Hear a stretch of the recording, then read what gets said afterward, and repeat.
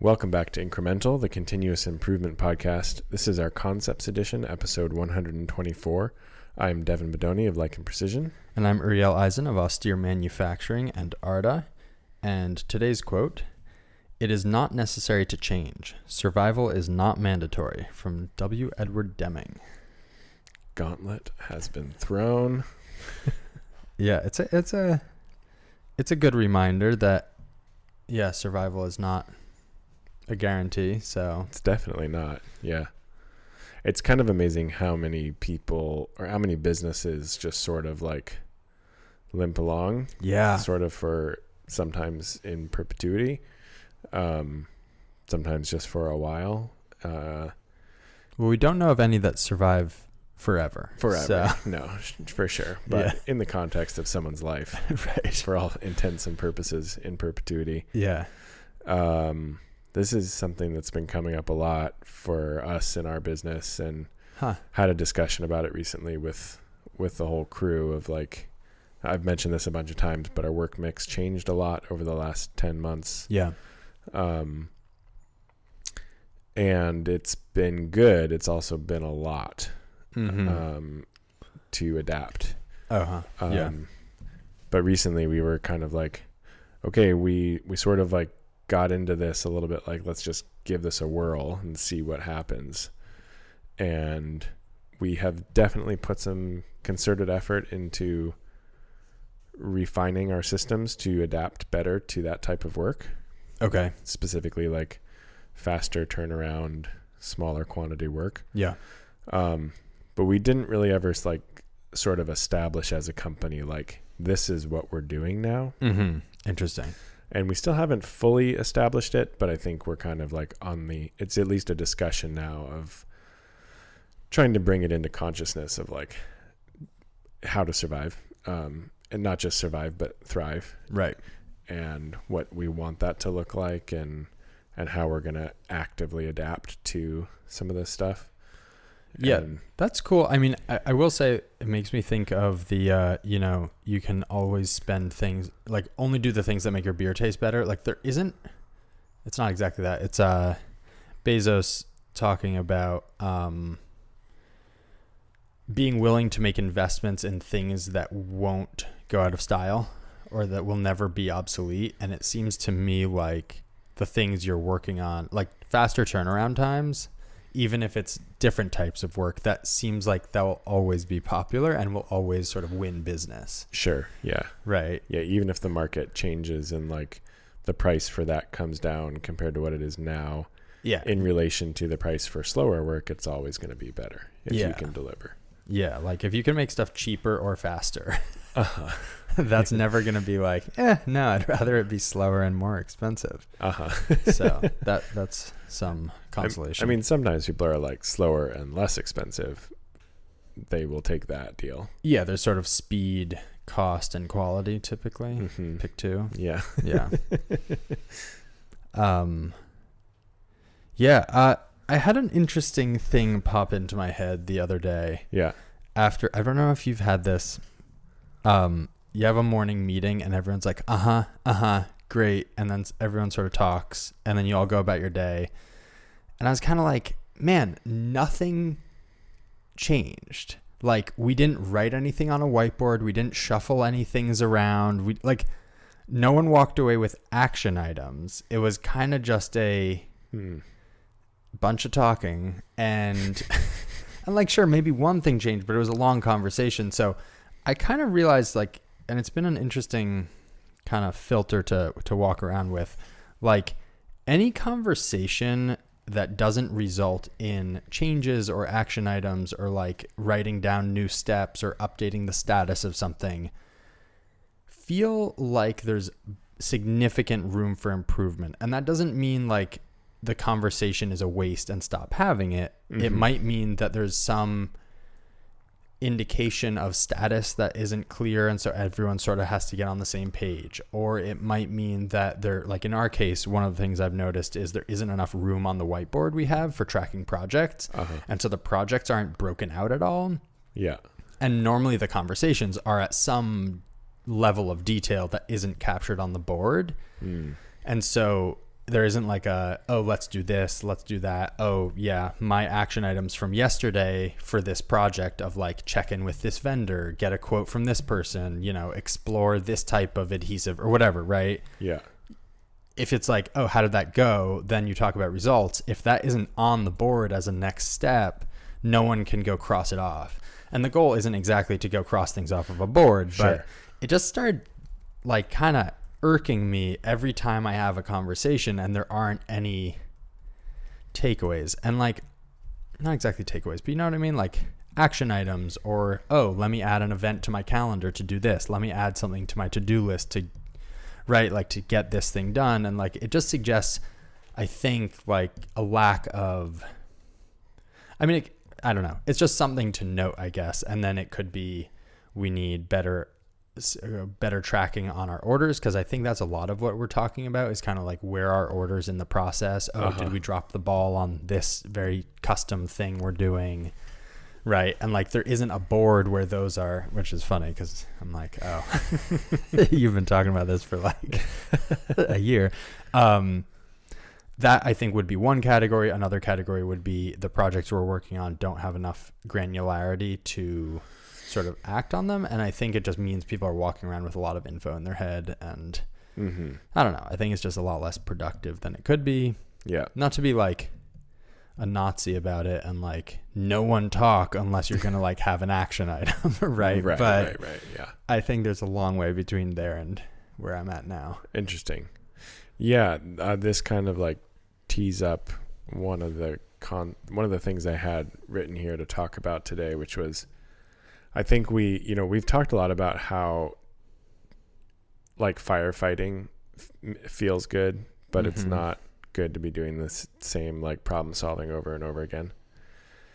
But I had a counterpoint pop into my head this last week, which was what I wrote down here was to what extent fun should be considered in designing a workplace environment.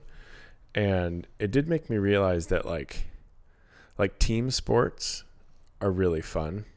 Yeah. Because you have this kind of like level of engagement and like group problem solving sort of, or, like there's all these handoffs and like communication. And I do think in a small company, I'm realizing there is a place for that. Yeah. And I think it's just figuring out where those kind of interactions need to happen. Because there is a lot of good things, I think, often that come out of that. If it's not just the same thing over, it's not just like Jimmy coming in and saying like, we're out of gas in the vehicle every week for the last 3 years or whatever, right? Like, I didn't quite get that. Like some random thing that just like always go wrong. And like, like if you're always discussing the same problem over and over. Are you sort of saying like optimization can replace fun? Because I guess like I like the comparison to team sports. Yeah, I think sometimes things in an effort to make things systematized and standardized, some of that does go away. Interesting. It can start to get a little sterilized potentially. I could see that. If you're not careful. So I've had, I think that's a great question. It's something I've been thinking about kind of significantly because it feels like lately we have sort of been grinding in a way that's not fun, where it's like kind of just repetitive. Yeah. And part of that, I think, is a lack of slack of any kind in terms of labor. So it's like we just need to crank this stuff out. There's not really much time for improvements. There's not time for... it's really frustrating to have a conversation about something and then not really be able to do anything about it. Yeah. Where it's like, man, we keep getting dust around the sandblaster. We should really build it in an enclosure. And it's like, we're not going to do that. Like, we're just not. Like, we should. Yeah. And we should stop and fix, and we should do all the lean things. But like, it's not going to happen this month, and it's probably not going to happen next month. And then we're into the holidays. So... What, in like 4 months, and until then we're just like mucking around in the same crap. Yeah.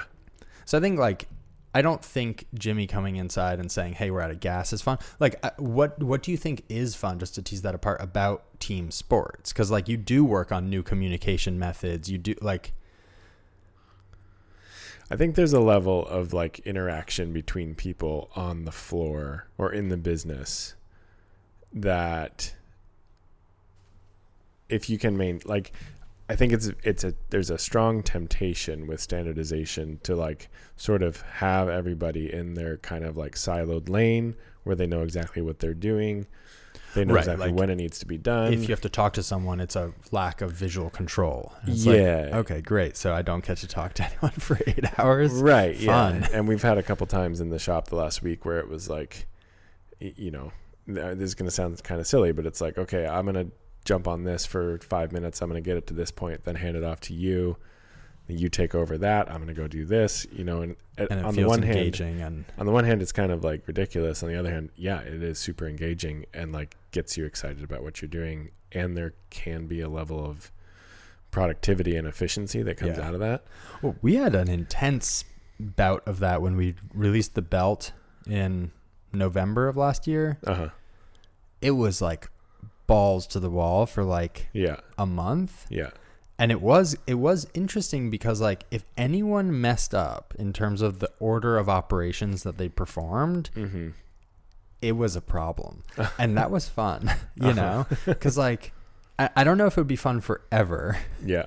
But that was really fun. Yeah. And it did start to feel like a team sport. Yeah, exactly. I don't know. I mean, I think the reason it's been on my mind is we've been looking for new shop space. And I think right now we are underweighting kind of like a nice work environment as a significant contributor to morale. Like we don't have a couch. We don't have anywhere really to sit. I'm thinking about it. Yeah. Right. And like, there's no break room. There's no cool, nice spot to hang out. There's nothing. There's just like production space, and that's it. And I think you can climb on top of a sewing machine if you need to relax. Sit on the CNC. Yeah. There's just like none of that. So I think morale is important. But that's an interesting question about fun. To me, of course, hence us having a podcast, like the fun is in sort of testing the systems. Right. And then going like, ooh, what if we X, Y, and Z? But what I'm realizing in the past month is the other part of the very important part of that equation is then having movement. Like if you have that conversation and then it's just like nothing happens because everyone needs to jump back to like quote unquote work. Yeah. That's a real buzzkill. It really sucks. It is. And as the person sort of like trying to steer things in a direction, you just start to feel like this like stupid broken record. Yeah. Yeah. And that's not fun. No, that sucks. Yeah. Where have you landed? On this topic? Yeah. I don't know I don't think you'll land. But. Yeah, I have not landed anywhere. I think it was more just a recognition that it needs to be considered. And that I sort of had this idea of this beautiful system where everybody knows exactly what they need to do and blah, blah, blah, blah. And I think that has merit. And also, I think having flexibility and a system that maybe even relies a little bit on communication and being able to kind of task switch and hand off between people, especially in a business our scale. Like in a large business, I'm not sure. Maybe in small portions of a large business, you still need to kind of account for this. But I think in a business our scale, right, like camaraderie and morale is such a big deal. Yeah. And you spend so much of your time with a handful of other people. Sure do. We all have a pretty big impact on each other's life. Right. So, yeah, I've not landed anywhere except for maybe opening my mind a little bit to the idea that having some like flex in the system and some aspects that are maybe not fully defined is maybe okay and can have some good positive outcomes.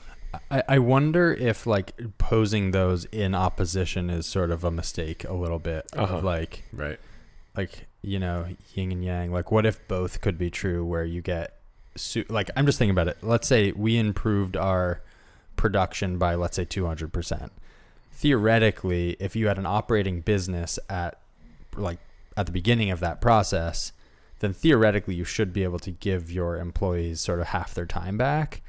You probably won't, right? I don't think anyone would do that, but you start to buy some budget for like, you start to have a budget for kind of, I don't know if it's like, let's go play hopscotch, but it's kind of like maybe building some of those things back in where it's like, yeah, you can get an hour off. And not that off is sort of the answer either, but just that you can start to add in sort of intentional, enjoyable periods. And that could be improvements. That could be, or as you make things more clear, do you open up more room for conversation?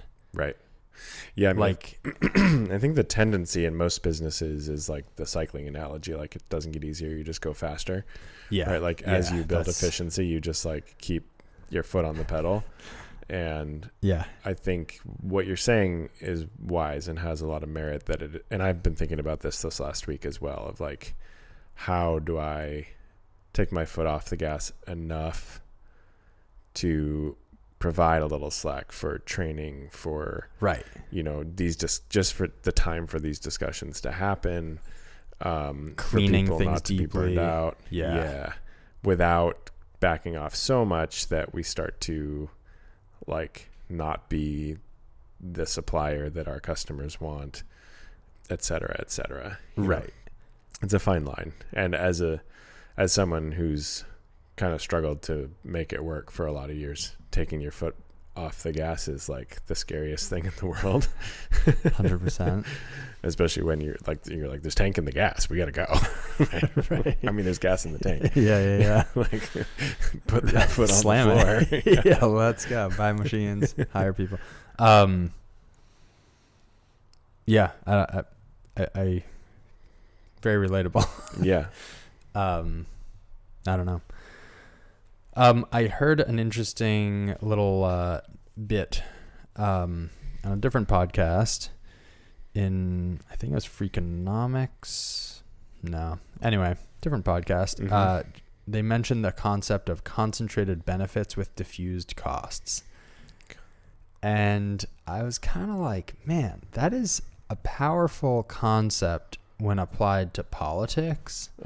And also super relevant to lean. So in politics, it's interesting because... Can you elucidate the concept a little bit more? Yeah. So like some policy could be extremely beneficial. Let's say like I am a logger, right? Cutting down trees puts money in my pocket. Sure. The cost of cutting down trees is very low for everyone else around. So the way it popped into my head is like the relative energy I will have to pursue cutting down the trees is going to be way, way higher than any one other person in opposition. Because like to them, it's sort of like that's I bear a small cost, whereas I gain a huge benefit. Yeah. And it's just interesting to think about like, I mean, this isn't groundbreaking stuff here, but like, I think that's an interesting window, right? You're kind of like, man, so like any lobbying group, that's sort of what that is, right? Yeah. Oftentimes what they're lobbying for has a cost, but it's very low to everyone else. And so it's very hard to get enough people to care enough to go oppose it. As it relates to lean, which is the topic here, sort of the same thing. Like, I think you have to look out for concentrated benefits with diffused costs. So like a concentrated benefit to one person or one operation, right? Like operation focused, process blind is kind of that. It's like there's diffused costs of the decisions you make, but it's really obvious how it's beneficial. I think you can negate a lot of that by having really good metrics, right? Like a metric should be in complete alignment with the positive outcomes of the organization. Yeah. Eliyahu Goldratt, like suddenly the goal there is that your benefit as you measure it will decrease if there are costs, right? That way it's all built into one number, theoretically, if you get a really good metric. Mm-hmm. Anyway, I just thought it was an interesting kind of, that's a powerful,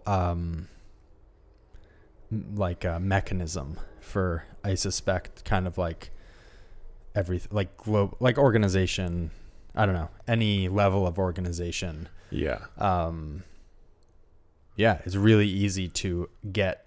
It's really, I would imagine, very easy for that to crop up where you have concentrated benefits to someone with diffused costs. So like, not as a positive. Well, not as Deming wouldn't find it to be a positive, right? Yeah. Like if you're a systems person. Yeah. You want to have the benefit closely tied to its costs. Well, but also the diffused, this is another aspect of this. The total cost could be way higher than the benefit, but as every one person experiences it, if it's significantly lower, you'd still have that situation where you'd have a lot more energy, a lot more interest by the person who's experiencing that benefit. Yeah. That can be like across organizations in your company where, oh man, I heard a crazy one in terms of, this is like Goodhart's principle, I think, is like any metric becomes a bad metric the second you start using it. And then there's, like every metric should be in complete alignment. Apparently in New York, I was talking to a buddy of mine who was a paramedic in New York. There is response times are closely monitored, right? Someone calls 911. Yeah. A lot of people's contracts, people being like first responders, ambulances, if they're privatized, will get penalized if they don't get there within a certain amount of time. Sure. What started to happen is that a 911 call would come in. If there wasn't an ambulance in that circle, they can also send fire. They would send the fire trucks, and the fire trucks would just park at the scene so they could essentially stop the clock, and they wouldn't go in. Whoa. And then the ambulance would show up at some point. Yeah. And then the fire truck would just drive away, which is kind of horrifying. Yeah. But you can totally right? Like if people started measuring your performance on that and you had no way of doing it, and the people on the fire truck have minimal, some of them have extensive training, like some are paramedics, but many just have I think it's like a 6-week course in, so they're basically, EMTs. It's and it's sort of, I guess, applies to situations where, metrics will be applied that they can, one part of an organization can just pass off bad stuff to another part of the organization. Yeah. And the costs are distributed on all these other downstream parts of the organization, but where they get a benefit. Yeah. But that one group is getting measured on ship times. Yeah. So it's all right, ship it. Right? It's garbage. It's hot garbage, but ship it. I had a very funny thing. I was painting and I had a new type of defect. And I was kind of looking at we have these bins that help us sort of visualize the distribution of defects. And so I couldn't put it in any of those bins. We don't have a miscellaneous bin because they fit for 3 years now. This is a new one, right? It wasn't a big deal. Basically what happened, everything's a big deal, I guess, if you ask Toyota, but sure. I had some paint on my right hand glove, which typically I only have paint on my left hand glove. I got paint on my right hand glove. I didn't notice. I touched a part. It had a spot of paint on it. It was definitely going to be a defect. So I was kind of well, there's no point in continue. So I took it off and I was kind of where should I put it? And I just tossed it in the trash. Totally fine. But it just occurred to me, if you start measuring people on some metric, you start to get really weird behaviors, right? If people are tracking I'm sure, like, as I threw it in, I was like, wow, this probably happens so many times every single day in factories around the world where it's like, if you pass a defect on, it's going to get logged as a defect and you're going to have a conversation with your manager about like, why are we making these defects? Right. If you throw it in the trash, no one knows it ever existed and you don't have that conversation. So it's really interesting, the role of sort of like, I don't know, it feels like a dichotomy, and I probably need to find a better way where it achieves both. But like any disciplinary action on an employee, or sort of being like, hey, you're not shipping these on time, that is risky, right? Because it's like, I don't want you to ship them on time if they're wrong. Like, I don't want more orders going out the door. I want perfect orders going out the door, and I want it to happen faster. But if I start yelling at you every time it gets above 3 days or whatever, like what happens? What happens is I'm going to ship them within 3 days, right?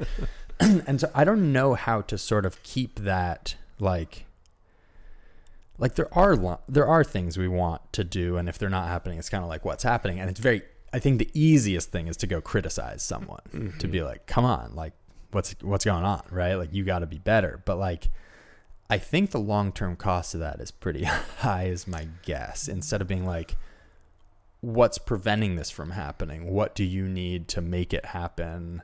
Yeah, just right. Like all those questions. Yeah. So people don't, anyway. Yeah, totally. It's, makes you want to not say anything. it does. And that's not good either. So No. I'm trying to find a nice happy medium. Exactly. Yeah. We had a listener question. Oh yeah, good call. So someone asked the following: do you ever find that these kinds of changes make your experience more complex and thus prone to failure or mistakes? Or does it put you in a systematic mode where you're constantly thinking about the next step? And that was in relation to a video we posted about an improvement made in the shop. But I thought it was an interesting question. It's like,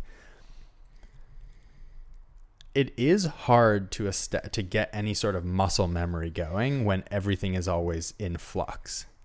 And there is significant benefit.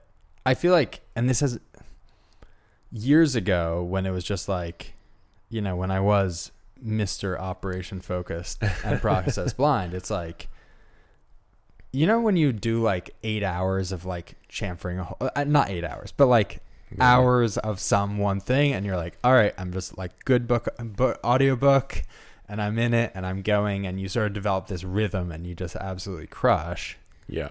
Maybe making defects, but you're crushing anyway. And then if every single one you're like, okay, well, let me update the way I do this part and let me update the way I do that part, I do think it takes away some of that flow. I mean, obviously the benefits to us have been so much higher than those downsides. And the other thing is, I think he was sort of anticipating this with the second part of the question about being in a more systematic mode. I do think overall there are fewer mistakes as systems are constantly getting better and clearer and easier to follow. And it's like, you don't have that muscle memory on this. At the same time, you don't need the muscle memory. Right. It's I think there's easier. also an aspect like it doesn't get easier, you just go faster part that applies to improvements where it's like, I don't think you ever get to a point where it's like perfect, right? I mean, there's no way. No, it's just, you just move the goalpost. You just find new problems continuously. And like what was a problem before is now systematized and you don't worry about it, but it's not like it goes away. Not like all the problems are gone and it's just like smooth sailing all day, every day. And especially once you get really focused on like value add versus non-value add, like I wonder what Toyota considers their value add to be. Like percentage or what they actually... Or percentage. Like, I bet it's like most businesses, it's like 15% is value add. I bet theirs is not higher than 20, 30. Because I think there's just a lot of incidental shit that is just like the reality of living in a physical world, right? Like me rolling a pallet of material is all non-value add. Toyota's value added, this is the AI overview, so who knows if it's real. Toyota's value added percentage is said to be less than 20%. Okay, yeah. So like moving from that's actually really interesting, because that means that moving from 15 to like 18 makes you more profitable than most companies. Yeah. Right. That's really interesting. But I guess to your point, like there is so much room for improvement, because like theoretically, if you could, I mean, there's just like a bazillion things that we consider to be incidental, like essential parts of running a business. Yeah. But they're non-value add. So you can always work on reducing or eliminating them. Yeah. Like accounting. It's wild to envision what like 100% value add would look like. I mean, yeah, it would be like, instantaneous sort of like matter being organized in its finished state with the wrapping paper on it. With no one even thinking about it. Wrapping paper is non-value add. Yeah. Okay, this was kind of interesting, and we're kind of running over here, but got a new customer on Arda. Their accountant is currently interested in them moving to accrual versus cash, because they are anyway, sort of a long lead time between when a PO gets issued and when they actually get the money. And it is a huge dollar amount, I mean, relatively speaking.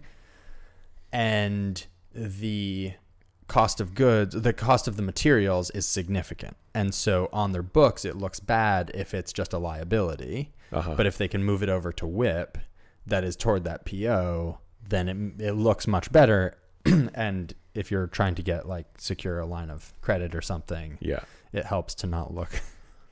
It helps like to look you're good. Always in debt. Yeah, like you're buying hundreds of thousands of dollars of stuff and then carrying that for 3 months, and it's like, why are you? Yeah, right. Like that doesn't look good. So they were kind of wondering how to deal with that with Arda, or really with Kanban generally, because sort of fundamentally, we don't know exactly how many you have. Simultaneously, we do know exactly how many you have, but we really don't. And the fact is that the alternative is people who say they really do and they really don't. Like, I don't know. It's better, I think, to be in the camp of sort of like, we know we're unsure instead of we pretend we're sure. It's kind of like, but you have a probability range for how many you have. You know exactly that you have this between this many and this many. Yes. And so the question now is kind of like, and I'm sure this is an answered question, so I'm very curious. If any listeners know, please do reach out. If you want to do accrual accounting, what is the best strategy for implementing Kanban? And I happen to know that like SAP, people hate this tool, but SAP has like an e-Kanban tool, and you can set up like RFID gates between your warehouse and your supermarket that supplies or somewhere else. But basically to trigger automatically on the back end, you're moving stuff from inventory to work in process, or you can reallocate where that inventory is it lives in your accounting world. Thank God this is not something I really like for austere. It's like whatever. But I thought that was a really interesting question. But then you start to run into the problem of like some of our Kanbans are like 4 weeks of production just because it's convenient. But you'd really want a much more granular approach if that was how you're doing your accounting. Maybe you don't. Maybe your granularity or your sample rate, or like if you use one chunk of metal per week, you probably wouldn't want one Kanban for 1,000 chunks of metal. And then say, well, when we trigger that Kanban, we move all of them from inventory to WIP, right? Because it would be like, no. I didn't realize accrual accounting got that like granular on the pre-ship side. I probably sort of said that in a way that made out like I know what I'm talking. I have no idea. You might be right. That is from the brief conversation we had, and I need to dig into this to get a real answer. I guess it is useful to recategorize your inventory at different stages was the thing that that makes sense. Came away with. Probably it's just that I haven't looked into it enough. I thought the big distinction was just whether you book it on like as an asset when it's shipped and becomes accounts receivable or when it gets paid for. That might be true, but I guess the problem is if I'm going to get a payment in 6 months, a big payment, and right now I'm buying $500,000 worth of stuff, and I give a snapshot of the business to someone, they're like, your business sucks. Even though in 6 months I'm going to get $1 million or maybe more, right? Well, I guess the other part that I hadn't really thought about, I've always thought about the inbound cash side, not about the outbound cash side, but that is handled differently as well. So that probably makes a big difference. See, so you just Googled it, so you're ahead of me. But I just thought that was a very interesting question. Yeah. As it relates to Kanban. Yeah, I'm about to hire a new accountant. Bookkeeper? Bookkeeper. Okay. Which I'm very excited about. That is very exciting. By new, I mean a bookkeeper. Very nice. Very nice. Yeah. Excellent. Well, on that bombshell. Yeah. Good spot to wrap it. Yep. Thanks everyone for listening. Such a pleasure to have you all along on the ride.